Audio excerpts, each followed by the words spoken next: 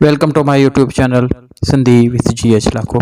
अॼु असांजे हिन वीडियो जो मौज़ू आहे सिंधी अफ़सानवी अदब में मुरवज जगमशहूर कहाणी जंहिंजो पत्थर ते लिको, जंहिंजो पस मंज़र ओभर पाकिस्तान मौजूदा बांग्लादेश में जेको खूनरेज़ी थी, नाइंसाफ़ियूं थियूं, या उन्हनि बंगाली क़ौम जेकी पंहिंजे क़ौमियत खे बचाइण जे लाइ, पंहिंजे तशख़ुस खे बचाइण जे लाइ जेकी जदोजहद कई, उन जे हवाले सां हिन जो पस मंज़र आहे। अचो त हिन कहाणी खे पढ़ूं था। कहाणी खे पढ़ण खां पहिरीं तव्हां सभिनी खे गुज़ारिश कंदुसि त मुंहिंजो चैनल सब्सक्राइब कयो ऐं बेल आइकन दबायो, त जीअं तव्हांखे ॿिया अहिड़ा इंफॉर्मेटिव वीडियोस तव्हां ताईं पहुचाए सघां। पत्थर ते लिको। अञा पाकिस्तानी फ़ौज कोन पहुती हुई। गुज़िरियल थोरनि ॾींहंनि अंदरि हिन शहर में बाहिनि, फुरलट, मार कुट, ज़ोर ज़बरदस्ती, ज़ुल्म, क़त्ल ऐं औरतुनि जी आबरू रेज़ीअ जा ॻाणेटे खां ॿाहिरि वाक़िया थिया हुआ। उहा त ख़बर कान्हे त शुरूआत कीअं ऐं छो थी। हिकु राति आदीअ जो ओचितो माण्हुनि जी निंड फिटी पई। भर में रहंदड़ हिकु गैर बंगाली सेठ जो घर उब सां ॻाल्हियूं कंदड़ बाह जे बबड़नि में हो। उन पाड़े में ॿियो को बि गैर बंगाली कोन हो ऐं को बि बंगाली हिन जे वाहिर लाइ न वधियो। बाह जे दौरान मर्दनि जूं नेज़ारियूं, औरतुनि जूं दाहूं ऐं ॿारनि जूं कीहूं ॿुधण में आयूं। पोइ का गोली हली, को चाकू चिमकियो, कंहिं लठ जो फहको थियो। ॾींहं जो माण्हुनि ॾिठो त उन सड़ियल घर साम्हूं सड़क ते मर्दनि, औरतुनि ऐं ॿारनि जा रत में ॿुॾल लाश पिया हुआ। हिन सेठ जा शहर में 2 कपिड़े जा वॾा दुकान हुआ, हिकिड़ो ॿधे वापार जो ऐं ॿियो रेज़कीअ जो। 2 दुकान लुटिया विया, का अगड़ी बि कान छॾी वई। उनखां पोइ बाज़ार में ॿिया बि कुझु दुकान जलाया विया ऐं फुरिया विया। उन ॾींहुं मंझंदि टाणे हिकु CSP ऑफिसर जे घर ते हमिलो थियो। घर वारनि खे ख्वाब ख़्याल बि कोन हो। ज़ालुनि खे ज़िबह कयो वियो। हिन जी हिकु नई सामाणियल सुहिणी छोकिरी जा ढाका में कॉलेज में पढ़ंदी हुई ऐं मोकल ते आयल हुई। तंहिं ते हिकु ॿिए पुठियां 10-12 मर्दनि वहशी नमूने मुजरमाणू हमिलो कयो। हू निस्ती थी पई ऐं बेहोश थी वई। तॾहिं हिन खे लठियूं हणी चिचरे मारियो वियो। ऑफिसर जॾहिं ॿुधो तॾहिं मोटर में 3 पुलिस वारा साण करे आयो। हिन जे घर वटि गॾु थियल हजूम हिन ते हला करे आयो। साणस आयल सिपाही बंगाली हुआ। हिननि पंहिंजूं बंदूकूं हिक ई वक़्तु ऑफिसर जे जिस्म में छोड़ियूं। उन जे मथां अंबोह जी लठियुनि ऐं खंजरनि जा हमला ॻभा थी वियो। अहिड़ियूं केतिरियूं वारदातूं थींदियूं रहियूं। हीउ हिकु नंढड़ो शहर आहे, शमशेरगंज जे नाले सां सॾिजे थो। मंझंदि ॾहाको हज़ार माण्हू रहनि था। हिंदुस्तान जे सरहद जे वेझो आहे। शहर जे आसपास ॾाढा दिलकश ॾेख आहिनि। भरिसां मेरांजड़े पाणीअ वारी नदी पई वहे। हीअ त उहो देश आहे जिते न रुॻो माण्हू ऐं पखियुनि जी आवाज़ जो जादू आहे, पर हिते जूं नदियूं बि सुरीला आवाज़ कढंदियूं रहंदियूं आहिनि ऐं छोलियूं झुमरियूं हणंदियूं छुलंदियूं वेंदियूं आहिनि।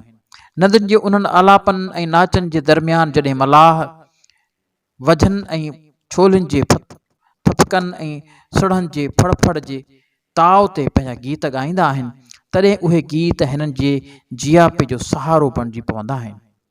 परे परे ताईं चांहि जे फसल जा खेत आहिनि। अक्सर बारिश बि पवंदी रहे थी। उभरंदे तरफ़ जबल आहिनि जिन जी ख़ुसूसियत आहे रंगनि जो बदिलजणु। सुबुह जो कारा हूंदा, मंझंदि जो सावा ऐं सांझीअ जो नीरा पिया पसबा।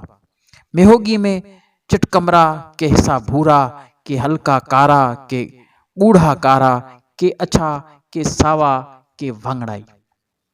अॼु उन नज़ारे में हिकु रंग जो वाधारो थियो हो। नदी जे वहकिरे में के धाराऊं ॻाढ़ियूं हुयूं। हिन माण्हुनि खे खून करे नदीअ में उछलायो वियो हो। हूअं बि अॼु नदीअ में गैर मामूली जोश ऐं जूलान हो। ॼण त हूअ बि पंहिंजे देश वासियुनि जे अहसासनि खे महसूस करे रही हुई। आम तरह उन जे वहंदड़ छोलिन ऐं कंधीअ सां पाण लॻण जो आवाज़ हल्की मौसीक़ीअ वांगुरु सुरीलो महसूस थींदो आहे, पर अॼु लहरुनि में लुड़ ऐं लोॾा हुआ। मंझंदि धारे उन गोड़ गजगोड़ जी सूरत तयारु कई। हिकु वॾो धमाको थियो, पाणी मथां दूंहें जा कारा ककर पखिड़िजी विया ऐं फिज़ा में गंदरफ जी बू फैलिजी वई। जॾहिं वायुमंडल साफ़ थियो तॾहिं माण्हुनि ॾिठो त नदीअ जे पुल अध मां उॾामी वई हुई। हवा बि जोश में हुई।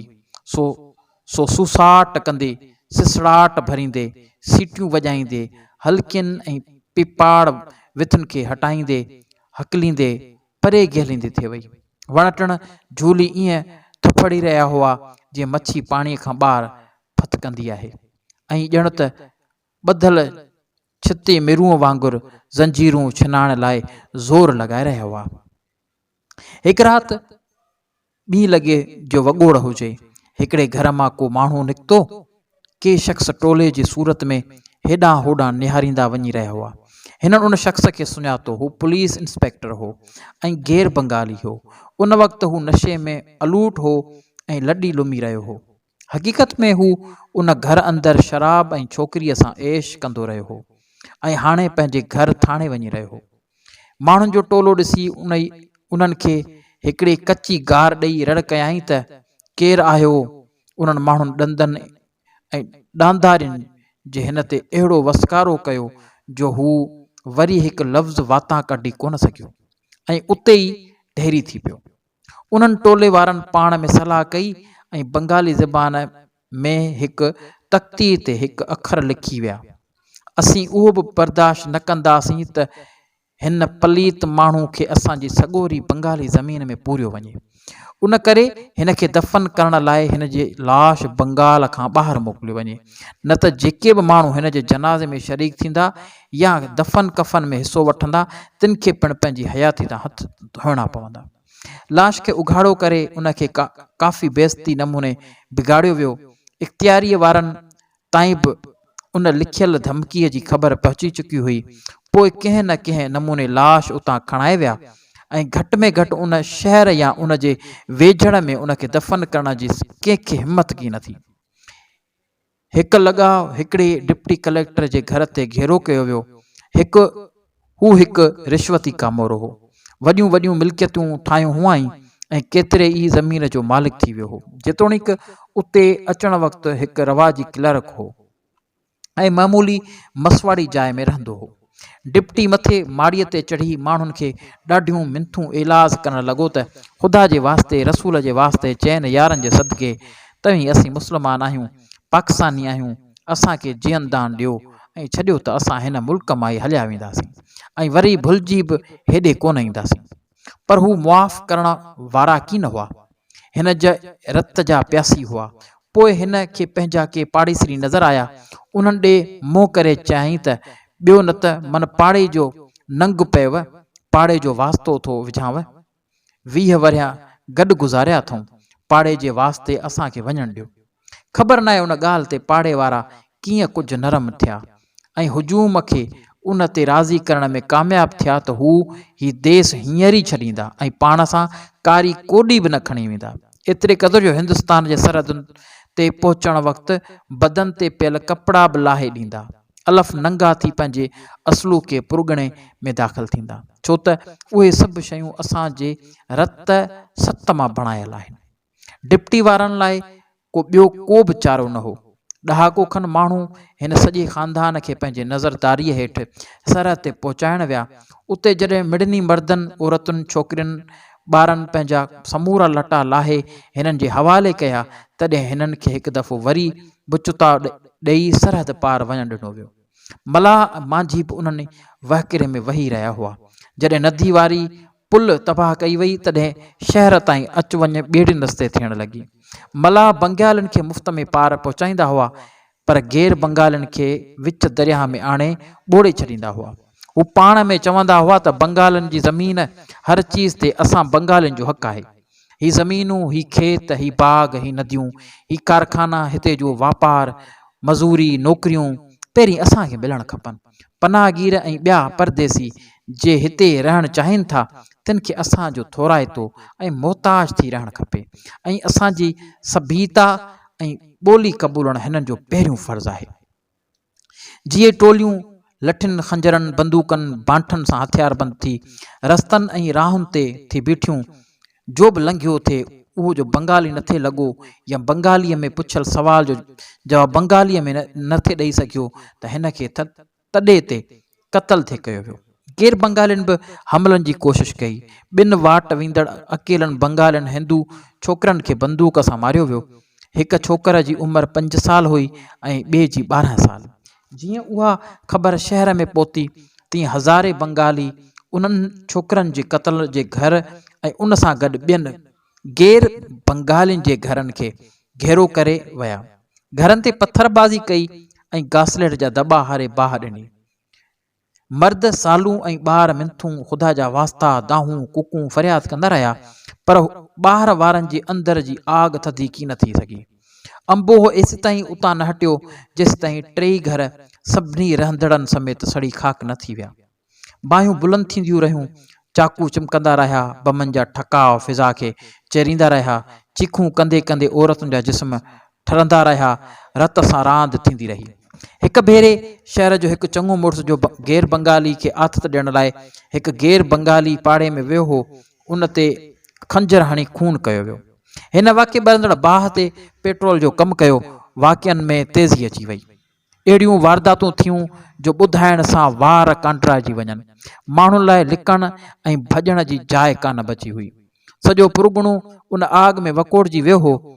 का बि ॿाहिरि कान थिए पहुती। बंगाली गैर बंगालियुनि जे आज़िन ऐं मिंथुनि जो पहिरियों त को जवाब ई कोन ॾींदा हुआ, पर जे ॾींदा हुआ त उहो हिन लफ़्ज़नि में हूंदो हो, तव्हां असांजे कहिड़ो रहम कयो आहे जो असां अव्हां ते करियूं। तव्हां असांजे मुल्क जी सारी दौलत पाण वटि समेटे असांखे रोज़गार खां महरूम कयो आहे। असां जूं नौकरियूं तव्हां माण्हुनि खे आहिनि। हिते जा कारखाना खेत जायूं ज़मीनूं सभिनी ते तव्हांजो कब्ज़ो आहे। असां वास्ते रुगो गुरबत छॾी अथव ऐं उहो तव्हां सभु पाकिस्तान ऐं इस्लाम जे नाले में कयो आहे। हाणे वरी तव्हां पंहिंजे जान जी सलामती लाइ बि पाकिस्तान ऐं इस्लाम जा वास्ता ॾेई रहिया आहियो। असीं हाणे उन फ़रेब में कोन ईंदासीं। गैर बंगालियुनि खे पंहिंजी हयाती बचाइण में को आसरो नज़र कोन थे आयो। किन माण्हुनि हिननि खे हमदर्दी ॾेखारी चयो, तव्हांखे पंहिंजी हिफ़ाज़त लाइ हिकु हंधि हली रहणु खपे। पोइ जुदा जुदा पाड़नि वारनि लाइ 3 जुदा जॻहियूं मुक़ररु कयूं वयूं। हिकु सिनेमा, 2 स्कूल। उते हिननि खे वॾनि सिफ़ुनि में वाड़ियो वियो। हिन शहर में गैर बंगालियुनि जी आदमशुमारी 600-700 खनि हुई, जिन मां केतिरा ई मारिजी विया हुआ। उन वक़्तु गच हिंदुस्तानी छाड़ता पाकिस्तान जे सरहदुनि अंदरि काहे पिया हुआ ऐं पाकिस्ताननि में ॾफेर विझण जी कोशिश में हुआ। अहिड़नि सिपाहियुनि जो हिकिड़ो 20-25 सिपाहियुनि जो जथो शमशेरगंज में अची पहुतो। हिन शहर वारनि उन वक़्तु वाड़ियल गैर बंगालियुनि खे ख़तमु करण जो सिटूं पे सोचियूं। हिंदुस्तानी छाड़तनि पहुचण सां हिननि खे पंहिंजी पूरी सहकार जो यकीन ॾियारियो। शहर वारनि वटि अहिड़ा हथियार या बम ऐं बारूद कोन हुआ जो सिनेमा ऐं स्कूल जी इमारत खे अंदरि वाड़ियल समेत ख़तमु करे सघनि। अहिड़ियूं शयूं हिंदुस्तानी सिपाहियुनि वटि हुयूं। मनसूबा ठाहे पहिरीं सिनेमा वारी जाइ वटि विया। बंदूकनि मशीन गननि ऐं हथ बमनि सां दरनि ऐं दरियुनि मां माण्हुनि खे मारियो वियो। वाड़ियलनि में वावेला मची वई। हिननि घणनि ई ख़ुदा ऐं रसूल जा वास्ता विधा। मासूम ॿारनि ऐं नियाणियुनि ते रहम खाइण जो अपीलूं कयूं, तौबहूं ज़ारियूं कयूं, मुल्क छॾे वञण जो क़सम खयां, पर कंहिं बि रहम कीन कयो आयो, न बंगालियुनि खे न हिंदुस्तानी सिपाहियुनि खे। पछाड़ीअ में उन सिनेमा खे आतिश जी नज़र कयो वियो। हीअ सिनेमा कंहिं गैर बंगाली जी हुई। पोइ हिकु स्कूल में वाड़ियल सां बि साॻी कार कई वई। हिकु बि जेरो न छॾियाऊं। उन स्कूल खे बि बमनि सां उॾायो वियो। उन में उर्दू पढ़ाई वेंदी हुई। बाक़ी हिकिड़े स्कूल में रहियल माण्हू बचा। हीउ टोलो ओॾां रवानो थियो। दरियुनि ऐं गिड़खियुनि रोशनदाननि ऐं दरनि जे चीरनि मां केतिरा ई चहिरा झातियूं पाए रहिया हुआ। सभिनी चहिरनि ते मौत जो पाछोला हुआ।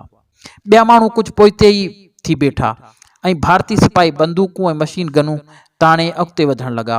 वाड़ियलनि जा चहिरा ख़ौफ़ ऐं हिरास खां पीला पइजी विया हुआ। हिननि ॿाहूं ॿधी नेज़ारियूं शुरू कयूं ऐं हयातीअ जी बीख पिनण लॻा। रब जे वास्ते, पीराने पीर जे वास्ते, दाता गंज जे बख़्श जे वास्ते। वधंदड़ सिपाही जॾहिं वेझो आया, आवाज़नि जा लफ़्ज़ ऐं लहजो सम्झ में आयनि। तॾहिं ओचितो ई ओचितो हिननि जा पेर हिकु हंधि खुपी विया। हू बीही रहिया, आवाज़नि खे वरी बि चिटीअ तरह ॿुधाऊं। पोइ हिक ॿिए ॾांहुं निहारियऊं ऐं नज़र ई नज़रनि में नियापा ॾिनाऊं वरिताऊं। हिननि खे फ़ैसिले करण में देरी कोन लॻी।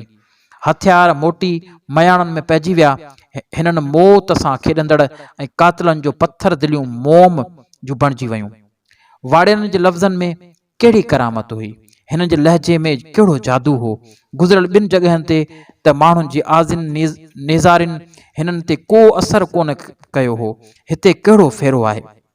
हिकु सिपाही चयो, हीअ त असांजी पंहिंजी ॿोली था ॻाल्हाइनि, उहे त असांजे पंहिंजी असली देश जा रहाकू आहिनि।